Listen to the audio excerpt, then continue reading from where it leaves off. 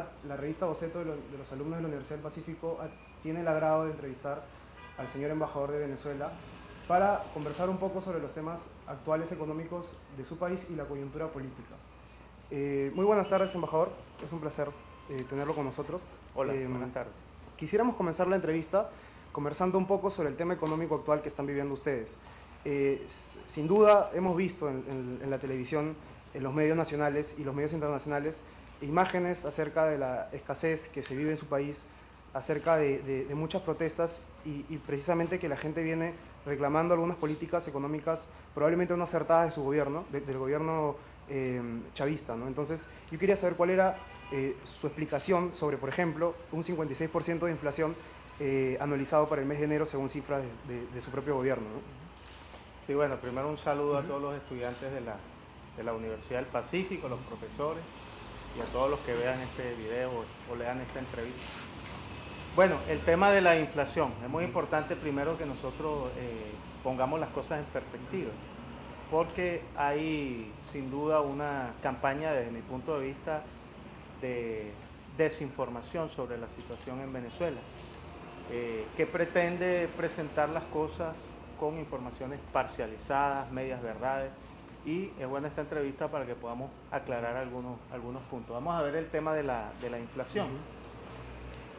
Yo siempre he dicho que cuando hablemos de la inflación tenemos que primero conceptualizarla desde el punto de vista de la historia económica del país del cual estemos hablando, ¿no? Entonces vamos a ver cómo en el caso de Venezuela, contrariamente a lo que ustedes le han dicho, el gobierno bolivariano de Venezuela es el gobierno que ha estabilizado la inflación en nuestro país respecto de la historia que ha tenido esa inflación, que tendencialmente es alta. Vamos a ver acá. Gobierno de Carlos Andrés Pérez, gobierno, hay que decir, neoliberal, ¿no? Fundado en los elementos del Fondo Monetario Internacional, 1989-1993. El promedio de inflación fue de 42,7% promedio de su gobierno. Luego, Rafael Caldera, tendencia un poco más moderada, social cristiana, pero aplicó la fórmula del Fondo Monetario también, 1994-1998. Promedio de la inflación de Rafael Caldera, 55%. Gobierno del presidente Chávez y Nicolás Maduro, promedio de los 15 años del gobierno bolivariano de la inflación, 24,3%. ¿Qué quiere decir esto? Esto lo que quiere decir es que en Venezuela, si bien la inflación es tendencialmente alta, ha habido un proceso de reducción de más del 50% de esa inflación en el gobierno bolivariano respecto a los gobiernos anteriores. Entonces, desde el punto de vista de la historia económica nacional, en los últimos 50 años, el gobierno que ha logrado estabilizar la inflación ha sido el gobierno bolivariano.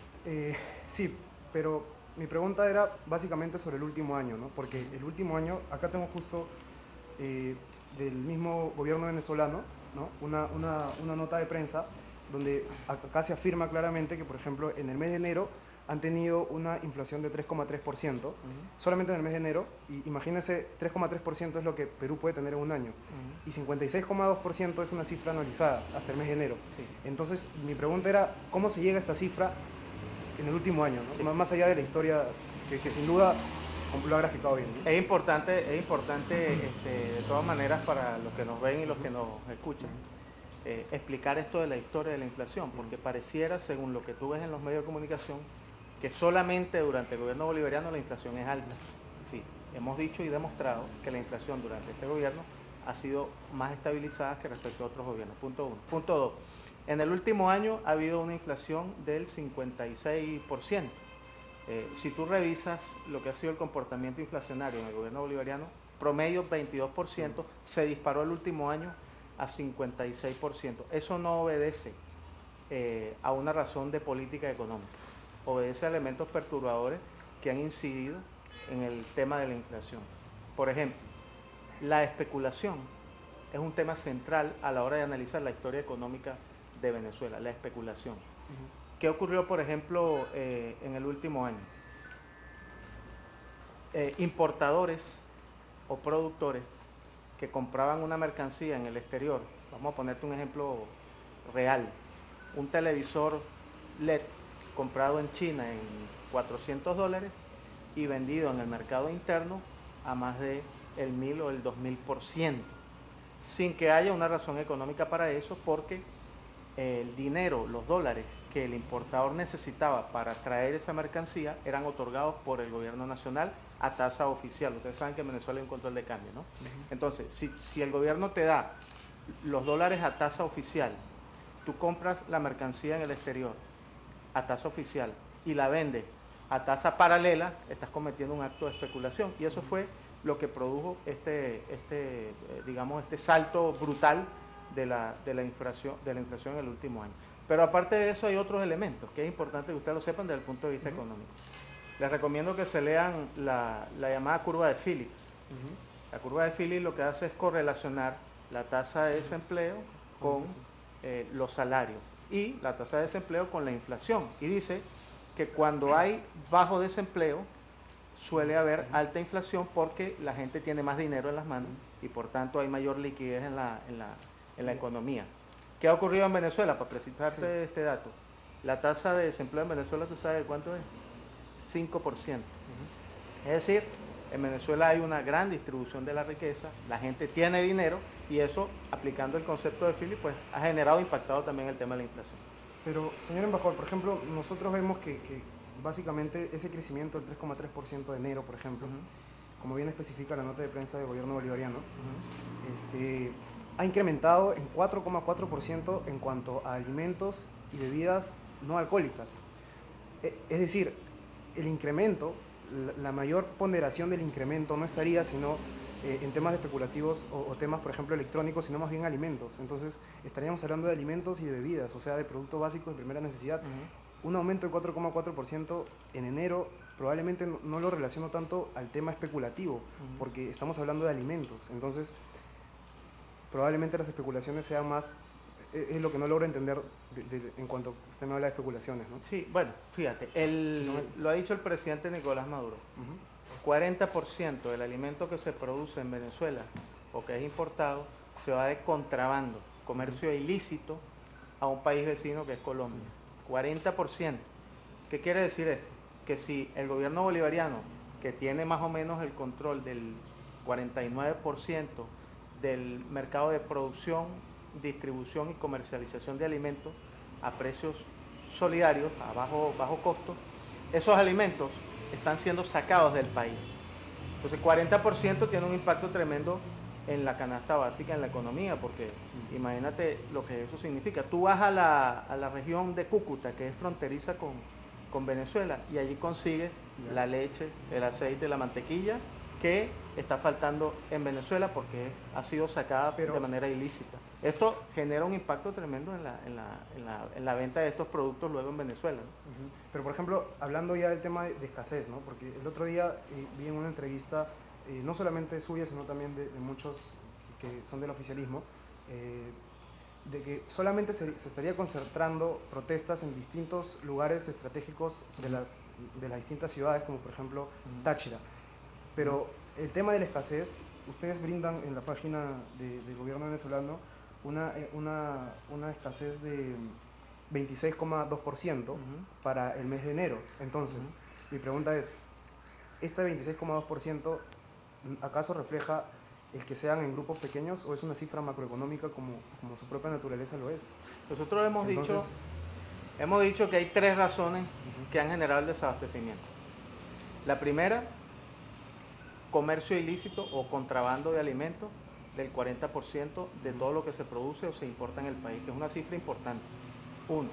Dos, hemos dicho que ha habido, les recomiendo que se lean los documentos secretos de la ITT de cómo los Estados Unidos intervinieron en la Chile de Salvador Allende, financiaron a los transportistas para que no llevaran los alimentos de los centros de producción a los mercados y generar un desabastecimiento artificial. En Venezuela se han decomisado varias toneladas importantes de alimentos que han sido acaparadas, ¿no? Ya son dos razones. Y la tercera razón, que hay que decir que puede haber habido políticas económicas, políticas públicas en materia económica que hayan tenido algún impacto sobre los precios. Por ejemplo, el control de cambio es probable que haya tenido algún impacto en algunos sectores específicos. Entonces, ya son tres variables que sumadas generan un impacto sobre el precio de los alimentos.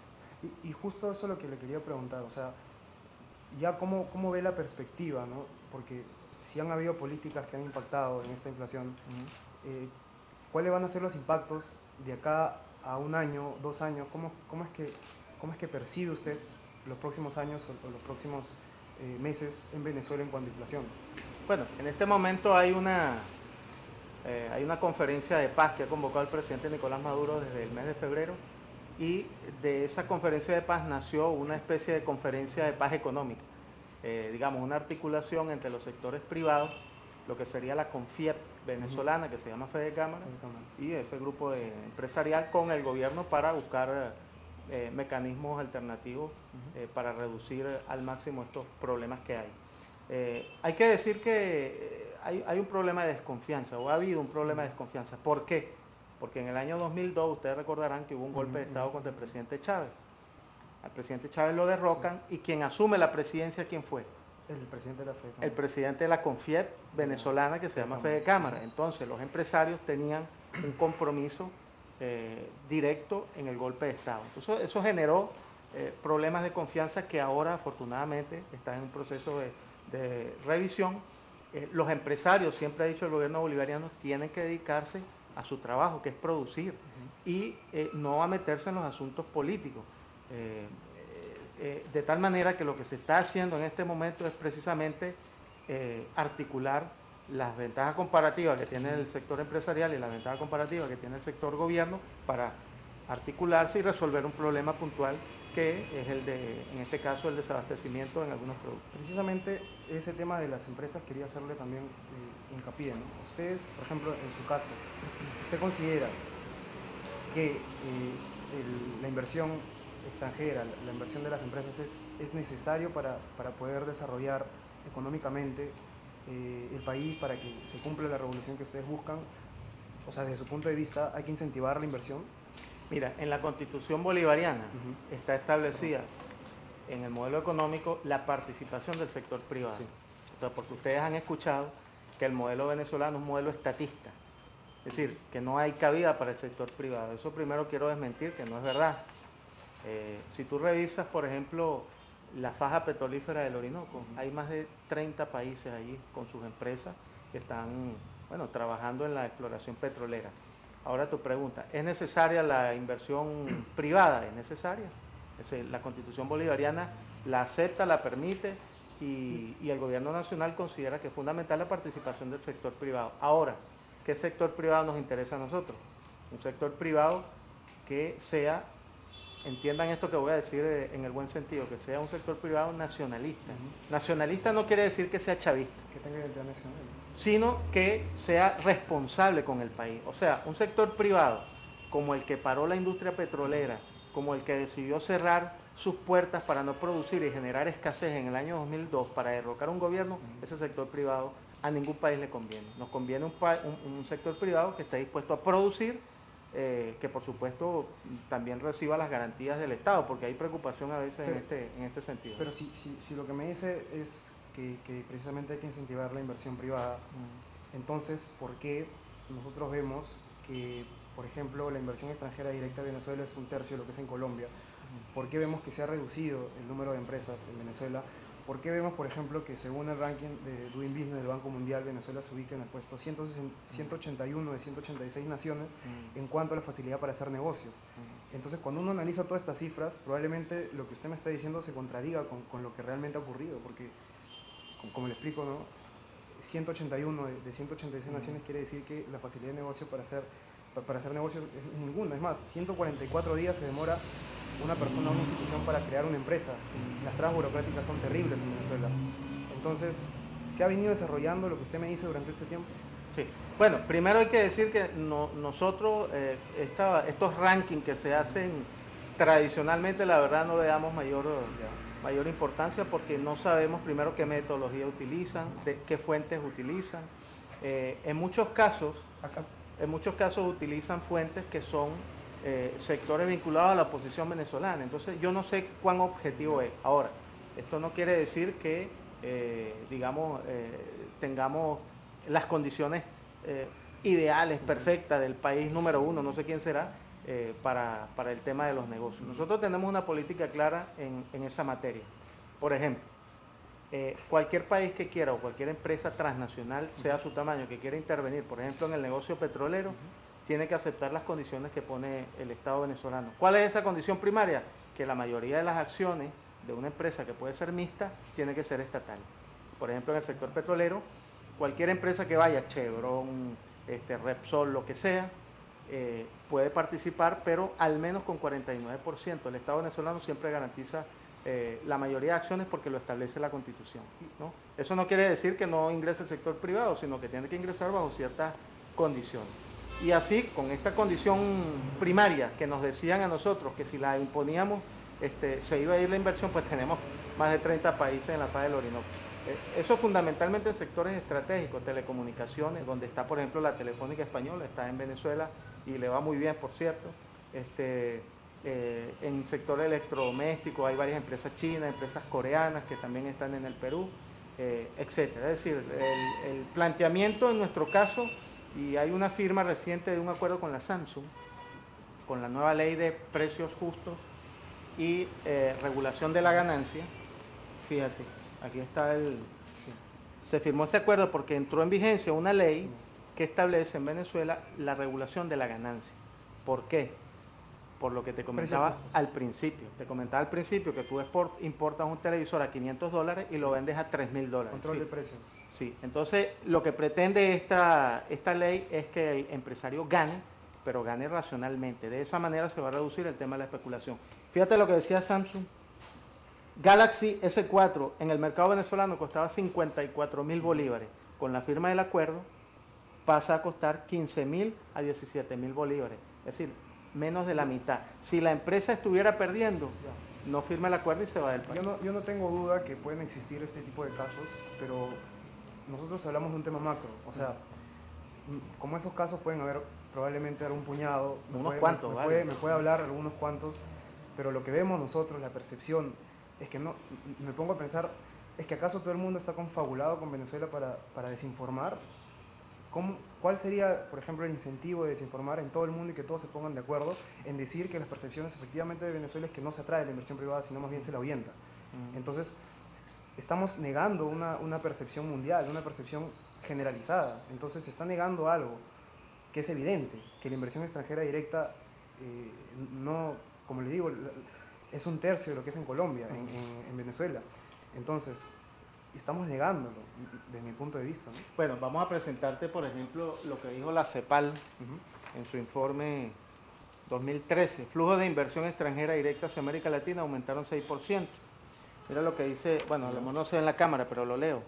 Los flujos de inversión extranjera directa también mostraron incrementos en Venezuela, 44%. Fue uno de los países donde más creció la inversión extranjera directa. En el Perú 27%, El Salvador 27%, Panamá 19%, Costa Rica, en fin. Entonces, que la inversión extranjera directa en Venezuela no sea la de Brasil, la de Argentina, no, ha caído. la de estos países, eso obedece a varias razones. Una, que el tamaño de nuestra economía no es la del tamaño de Brasil o Argentina. Dos, que nuestra inversión extranjera, yo te invito a que revises las cifras, tendencialmente en los últimos 15 años hay una curva de crecimiento de la inversión extranjera. Ahora, que no sea la inversión extranjera ideal, pues si tú revisas la información que ha habido sobre Venezuela en los medios de comunicación y presentan el país como un país catastrófico, es decir, por supuesto que eso tiene un impacto en las empresas.